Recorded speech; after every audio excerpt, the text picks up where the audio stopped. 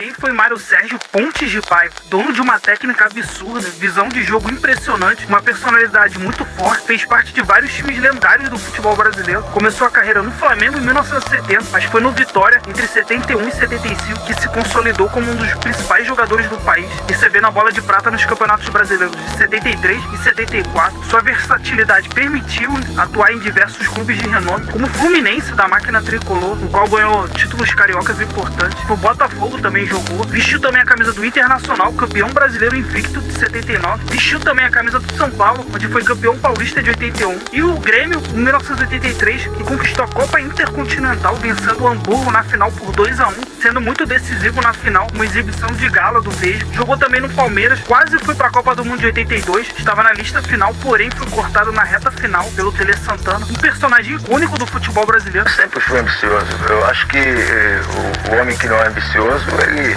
simplesmente tem uma passagem pela vida sem ser notada, pouco notada. Eu acho que as pessoas têm que se destacar de alguma forma. E eu sempre fui uma pessoa que prometia para você mesmo que algum dia eu teria uma posição de destaque.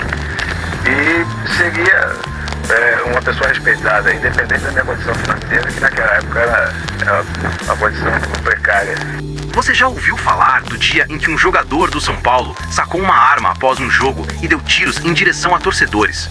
Pois é, essa história aconteceu em 1981 e transformou o saudoso craque Mário Sérgio em uma das figuras mais polêmicas do futebol brasileiro.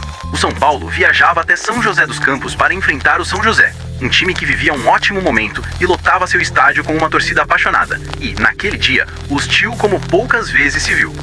Mário Sérgio, um meia genial, talentoso e conhecido por sua personalidade forte, era um dos alvos preferidos da arquibancada. Durante o jogo, ele discutiu com torcedores. Foi xingado o tempo todo, um clima pesado, de pura pressão. O São Paulo foi derrotado por 1-0 e a confusão continuou do lado de fora. Na saída do estádio, Mário Sérgio se viu cercado, sentiu-se ameaçado e aí vem o momento que entrou para a história. Nós fomos jogar em São José. E aí, depois do jogo, nós perdemos de 1-0. Na época eu andava sempre andei armado, não tinha porte de arma, andava armado sempre. E aí, toda uma discussão, e eu nem estava participando da discussão. E o Marinho Chagas batendo boca com os caras, em discussão, os caras sacudindo ônibus, querendo entrar no ônibus. Nós temos umas 30 pessoas. E aí eu fui, o Marinho foi, discutiu com o cara e foi na minha mala, ele sabia que eu andava armado e pegou a arma. E quando ele chegou, eu fui tomar a arma na mão dele. E aí, não sei quem vai pegar a arma do cara. Eu falei, você só tira a mão de homem. Aí eu atirei em cima do cara, fui pra baixo assim pro chão, eu atirei em cima do cara. E quando eu atirei, caí nos 5. Eu sentei na cadeira e falei, meu Deus do céu. No trajeto pro estádio, que eu tinha dado bolinha pra ele tomar, que ele tinha cuspido e botado o pé em cima. Não é que ele mentiu, ele não mentiu. O problema é que ele não poderia falar com o parceiro. Saiu eu e você, que vai dar um exemplo. Saímos nós dois, vamos fazer uma farra, a gente cheira, bebe, queima fumo. Aí você vê amanhã, isso não existe. Existe isso. Então não tem parceria. É verdade o que ele falou, não é mentira. Que alguém deu pra mim pra eu passar pros jogadores. E eu, como era o cara que tinha controle sobre os jogadores, eu passei. Primeira vez que eu falo sobre isso. Dava um pique, mas é aquele negócio, eu sempre disse isso. Qualquer doping, se você der em quem não tem capacidade, não vai adiantar nada. O doping ele faz efeito em quem tem alguma coisa para dar. Isso é uma coisa corriqueira, mano? Na minha época era. Na época de Vitória, na Argentina era um festival. Os repórteres te atrapalham? Qual é o setor da imprensa que te incomoda? Como é que tu observou a repercussão de tudo que aconteceu? Olha, não é menosprezo o trabalho de vocês. Não é um desrespeito ao trabalho de vocês. Muito pelo contrário, eu respeito todos os profissionais. Já fui dessa área durante 15 anos, eu sei as dificuldades que vocês encontram no dia a dia. Mas eu simplesmente não assisto nenhum programa esportivo. Não ouço nenhum programa esportivo. E não leio nenhum jornal esportivo. Então, não gosto de trabalhar com internet. As pessoas que trabalham com informática comigo são pagas por mim para fazer. Então, eu não sei o que acontece. Sinto o que acontece, o meu termômetro é porque eu ando em todos os lugares. Eu não me escondo da minha casa. Então eu estou no shopping passeando, passei no shopping, lido com as pessoas, eu converso com torcedores na rua e você sente que alguma coisa está acontecendo. Isso aí é inegável. Técnico genial e genioso, dentro e fora do campo, Mário Sérgio, mais uma das vítimas do acidente, marcou presença pelas opiniões fortes e bom conhecimento do futebol. Entre as vítimas do acidente aéreo está Mário Sérgio. Ele é um dos 21 profissionais de imprensa vítimas da tragédia.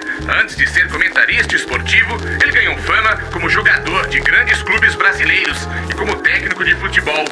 Meu pai, quando morreu, eu fiquei frustrado porque eu não senti nada. Não me dava com ele. Foi um negócio que teve um peso em mim. Na época eu fiquei, falei, pô, meu pai morreu, cara, eu não faz nada. Até hoje, pô, eu falo, discuto isso com a minha mulher é minha parceira, é gente finíssima.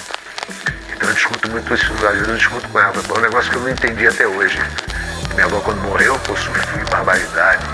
O Eli Coimbra, que era meu irmão, quando morreu, eu fiquei chorando dela dele todo, lá no caixão dele, porque é o cara que era meu irmão, entendeu? Sempre fui um cara muito emotivo. E meu pai, eu não tinha nada, me batia demais.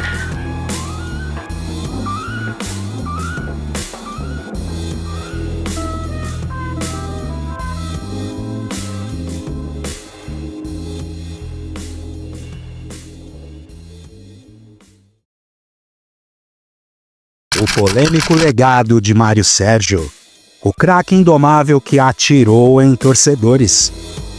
No panteão do futebol brasileiro, alguns nomes brilham, outros queimam. Mário Sérgio Pontes de Paiva, o genial Vesgo, um cérebro tático à frente do seu tempo, um toque de genialidade que seduziu multidões. Mas não se engane, sob a luz dos estádios, espreitava uma escuridão. Não estamos aqui para celebrar o craque de qualidade mais que comprovada pelo legado que deixou. Estamos para expor suas atitudes sombrias e impactantes. Estamos para contar a história do homem que trocou a eternidade pelo precipício. Um homem cuja genialidade era proporcional ao seu poder de desagregar e causar polêmicas. Afinal, o que é mais fascinante? A glória de um título mundial ou a confissão fria de um tiro disparado contra a multidão? E o que dizer de um gênio que, segundo boatos, dopou o próprio time para ser campeão? A rebeldia inicial, o conflito com Ilstrik e a fuga para o caos. A conturbada história de Mário Sérgio começa em seu clube formador, o Flamengo, e seu embate com o técnico Ilstrik, adepto do futebol força e da disciplina militar. Ilstrik, incomodado com os longos cabelos do jovem, o chamava de, abre aspas, boneca, fecha aspas. A paciência se esgotou em um coletivo. Mário Sérgio foi zombado pelo técnico e, em retaliação, fez embaixadinhas, chutou a bola para longe e abandonou o treino declarando, abre aspas, no Flamengo eu não jogo mais, fecha aspas. Esta atitude o levou ao empréstimo ao Vitória em 1971. Na Bahia, longe da rigidez carioca, ele encontrou o verdadeiro ambiente perfeito para a performance e o caos. Os 4 anos no Vitória foram o apogeu de sua vida louca. Fugas de concentração, mulheres no alojamento e uma notória cena dirigindo nu por Salvador. O Vesgo não apenas quebrava regras, ele as incinerava com estilo. Ele provou que, na falta de moral, o talento era o suficiente para manter as portas abertas. O ponto de ruptura, o revólver e o terror, o caso mais sombrio.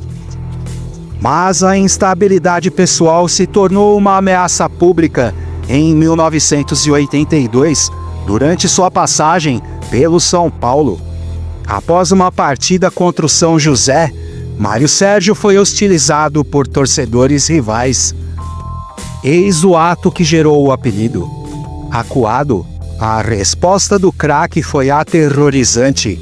Relatos afirmam que ele sacou um revólver calibre 38 e disparou para o alto, mas na direção geral da torcida, ganhando na imprensa o macabro apelido de, abre aspas, Rei do Gatilho, fecha aspas.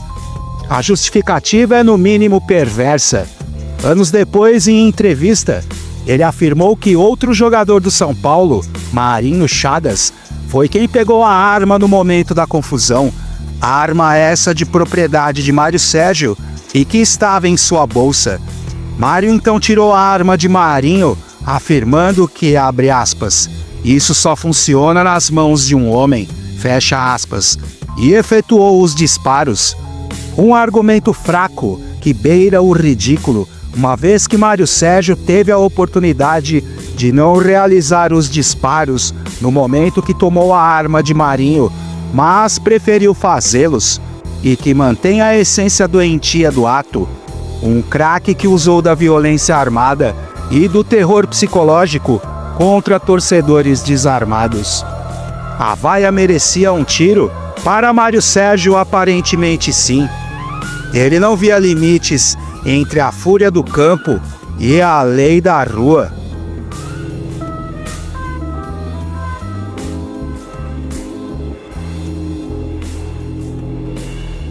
A linha tênue, doping, boatos e o preço da glória. O talento de Mário Sérgio era tão grande que ele venceu 4 premiações Bola de Prata da revista Placar, 2 pelo Vitória, 2 pelo Inter de Porto Alegre, um feito que atesta sua excelência técnica, mas sua genialidade era inseparável de seus supostos vícios. Houve o escândalo da queda no antidoping em 1984. Atuando pelo Palmeiras, após um clássico contra o São Paulo, Mário Sérgio é flagrado no exame antidoping. A substância encontrada é a anfetamina, uma substância que auxilia no potencial físico. O escândalo o afastou dos gramados por 6 meses. Houve também um boato sobre doping no Mundial de Clubes, onde o Grêmio se sagrou campeão. Em 1983, o técnico Valdir Espinosa o levou para o Grêmio a contragosto do elenco. O Grêmio venceu o Mundial. O boato sombrio que circulou nos bastidores é que Mário Sérgio teria influenciado e dopado metade do elenco gremista com substâncias ilícitas para garantir o resultado positivo. Boato ou verdade, essa história macabra reforça sua imagem de potencial manipulador, disposto a arriscar tudo pela taça. Se o doping faz efeito em quem tem capacidade, como ele mesmo disse, Mário Sérgio certamente tinha capacidade de sobra. Apenas não se importava com o custo humano. No trajeto para o estádio, que eu tinha dado bolinha para ele tomar e que ele tinha cuspido e botado o pé em cima. Já ficou uma situação para mim extremamente negativa. Até que fosse verdade. Até que fosse verdade. Ele não tinha o direito de fazer aquilo. Como homem, como companheiro de clube, como tudo isso. Então, eu castiguei ele. Não é que ele mentiu, ele não mentiu. O problema é que ele não poderia falar com o parceiro. Saiu eu e você, que vou dar um exemplo. Saímos nós dois, vamos fazer uma farra, a gente cheira, bebe, queima fumo. Aí você vem amanhã para amanhã. Isso não existe. Existe isso. Então não tem parceria. É verdade o que ele falou. Não é mentira. Que alguém deu para mim para eu passar para os jogadores. E eu, como era um cara que tinha controle sobre os jogadores, eu passei. Primeira vez que eu falo sobre isso. Dava um pique, mas é aquele negócio. Eu sempre disse isso. Qualquer doping, se você der em quem não tem capacidade, não vai adiantar nada. O doping ele faz efeito em quem tem alguma coisa para dar. O adeus melancólico e o destino final. A carreira de Mário Sérgio não mereceu um adeus grandioso. O fim veio de forma melancólica e discreta, em 1987, atuando pelo Bahia. No intervalo de um jogo contra o Goiás, pela Copa União daquele ano, Mário Sérgio, cansado, simplesmente não retornou para o segundo tempo. Ali no vestiário, sem comunicado oficial, sem despedidas, ele encerrou a carreira de jogador com a mesma indiferença com quem tratou a maioria de seus adversários e colegas. Ele ainda voltaria como técnico e, por fim, como o perspicaz e sarcástico comentarista que todos respeitavam por sua honestidade brutal. pessoal que busca o sensacionalismo, a provocação, ele sabe que você se irrita, ele vem. Se eu tiver que falar assim, olha, Sérgio, o seu time perdeu o jogo e você fez uma alteração que eu acho que tá errada. Eu não tô sendo desrespeitoso. Não, agora quando você chega, escreve na sua coluna e chama um profissional de professor Pardal, como é o caso do Tostão, eu conheci o Tostão chegando na Bandeirantes como comentarista, depois de 10 anos defasado, totalmente afastado do futebol. Não entro no mérito da questão por que ele ficou fora. E ele apareceu na Bandeirantes na época, eu era comentarista, foi descoberta do Luciano do Vale. E ele pedia humildemente orientação pra gente, a gente dava orientação. Disse que você foi um dos melhores comentaristas que ele... Então, e ele quando ele coloca professor Pardal, não é só comigo não, com o Adilson, que é um baita de um profissional, um baita técnico. Porque no Brasil, de repente, se você não entende o projeto do cara, você não tem humildade para chegar para ele, vem cá, Mike, senta aqui, me explica o que você quer fazer. Não. Você não entendeu, você chama ele de professor Pardal, de louco. Isso tem que acabar no Brasil, só existe aqui. Mas o destino, que ele provocou a vida toda, cobrou seu preço. Em 2016, no fatídico acidente com o voo da Chapecoense, Mário Sérgio cumpriu o destino que parecia ter abraçado. Junto a seus colegas de trabalho da emissora Fox Sports e vários jogadores do elenco do time catarinense, ele teve um final abrupto.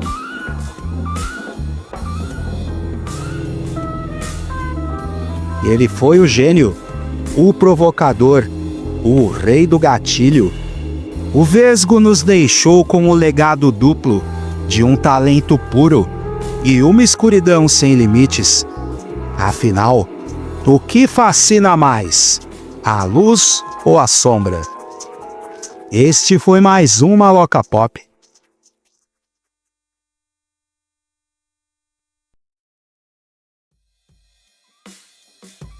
Eles sempre aumentam as coisas para valorizar mais os contos, mas não passam de lenda. Essa história é lenda ou é verdade?